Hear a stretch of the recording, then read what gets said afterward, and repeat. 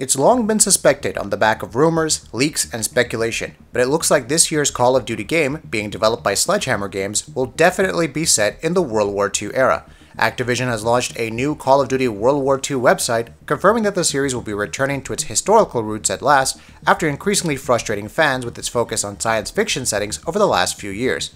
The website also confirms that a full reveal of the game is coming next week, on April 26th, Wednesday at 10 a.m. PST, which translates to noon CT and 1 p.m. ET. So it's not too long before we get to see what a modern Call of Duty take on the World War II era will be like. Hopefully, it's more like the classic Call of Duty games in structure and gameplay too, and not just setting. We'll have all the details on the game when it's revealed next week.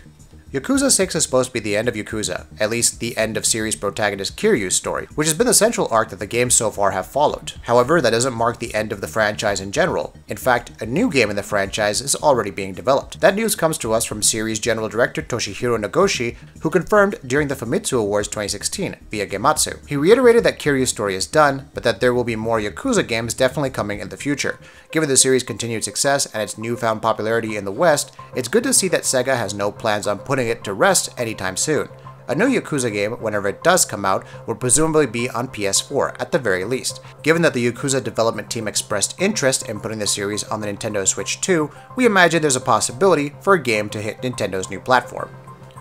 Star Wars Battlefront 2 may be promising a story-based campaign, but it will stay true to the series and Star Wars as a whole. Don't expect it to be non-linear, giving you full agency or anything. Battlefront 2 will be a largely linear experience, mostly following the story of its protagonist, though it will periodically change perspectives. Without getting into too much detail that I will get in trouble for, we take all our cues from how to tell a Star Wars story working with Lucasfilm Story Group, analyzing the movies, breaking down the beats and flow of Star Wars storytelling, said DICE's Mark Thompson in an interview with Eurogamer. So yeah, it is a continuous story with a beginning, middle, and end, and you follow Iden's journey for 30 years, from the end of Jedi up to the Force Awakens at Starkiller Base. It isn't a discrete set of missions or separate war stories like Battlefield 1. You do follow Iden through this journey whilst from time to time, switching sides and playing from the perspective of one of the iconic heroes, because again, that's just part of Battlefront's DNA. Sometimes you're a trooper, sometimes you're a pilot, and sometimes you're Luke Skywalker with a lightsaber.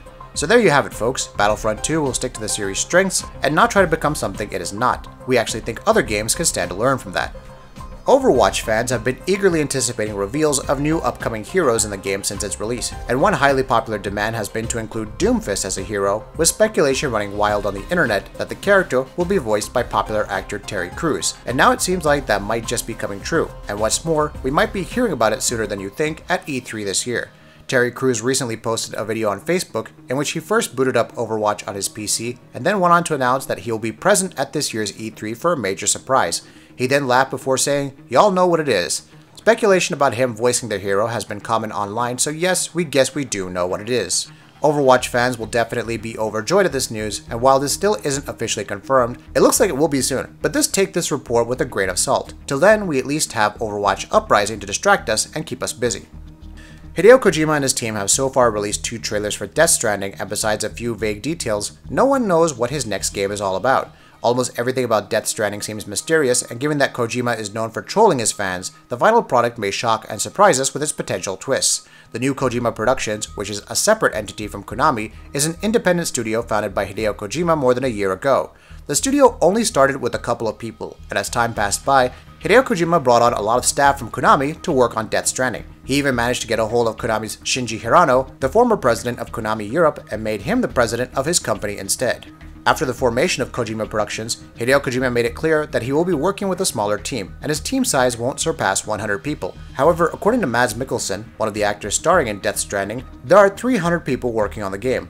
Although Mikkelsen's comments on Death Stranding during Saudi Comic-Con were widely reported last month, this crucial piece of information was left out. During the panel, a fan asked Mikkelsen about the music of the game, to which he replied with the following: "Fabulous. Everything is fabulous. I went to his office in Tokyo a month ago, and it's absolutely fantastic what he's doing there. He has 300 very clever people working constantly on the game. This is kind of surprising since a newly formed studio usually doesn't have so many people working for them. But then again, this is Kojima we're talking about. The man's reputation is enough to get people working for him. However, take this report with a grain of salt, since this information is coming from Mikkelsen and not from Kojima Productions." Though Nintendo announced that the NES Classic Edition would have its last range of shipments this month, it apparently has something else coming for nostalgia fans. According to sources that spoke to Eurogamer, the SNES Classic is already in development and will be out by holiday 2017. As per the site, the development of the SNES Classic is the biggest reasons why the NES Classic is going out of production. Nintendo has not offered a public statement to this report. It's interesting to see Nintendo going in this direction, especially given the high demand for the NES Classic. Having launched in November 2016, the miniature version of the classic console allowed fans to play games like Super Mario Bros., Castlevania, Donkey Kong, Metroid, and much more. The NES Classic sold 1.5 million units by February 2017 and has had shortages since launch. What are your thoughts on an SNES Classic though, especially if it comes with classic titles like the Super Mario World series, Chrono Trigger, Super Metroid, and so on? Share your thoughts in the comments below. Horizon Zero Dawn is one of this generation's most breathtaking open-world experiences. Featuring a vast open world and a unique science fiction setting, Horizon Zero Dawn managed to steal players' hearts with its amazing cast of robot enemies and a story that will suck you right into it.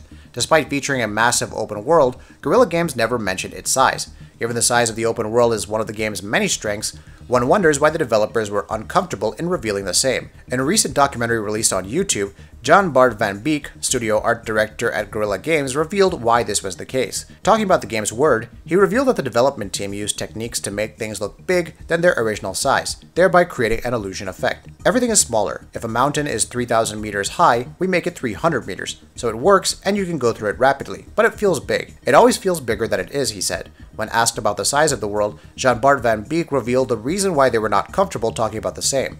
We never say that because it will destroy the illusion. If people knew how big it really was, they'd be disappointed. It's better to let them experience the world than to define it in figures, he explained. It must be noted that much of game development requires technical wizardry along with a few shortcuts to achieve a desired target. So even if the game creates the illusion of the world being bigger than it actually is, it doesn't mean that the map size is smaller. It's just one of the many ways game developers approach and optimize their games to achieve the best possible result. Regardless of how big the game's world is, and honestly it's big and unique enough compared to other games who just bloat their map size for the sake of quantity, Horizon Zero Dawn is a phenomenal experience that should be experienced by every PlayStation 4 owner out there. It's that time of the year when speculation regarding E3 and major reveals and announcements kicks into gear. The gaming event is now just a couple of months away, and as such, the rumor mill is turning faster and faster about games we think we'll see, or games we want to see. Bethesda will of course be one of the biggest attendees of the show, and we all have big expectations from them. We know they've been working on a number of projects, and as such, we expect them to make some pretty big announcements come June. Pete Hines recently took to Twitter mentioning Bethesda's E3 show and said that there's a lot that the developer/publisher will be talking about and showing to the gaming audiences present. The question though on everyone's mind is whether one of those games that Bethesda talk about will be The Elder Scrolls 6, a sequel to the wildly popular Skyrim.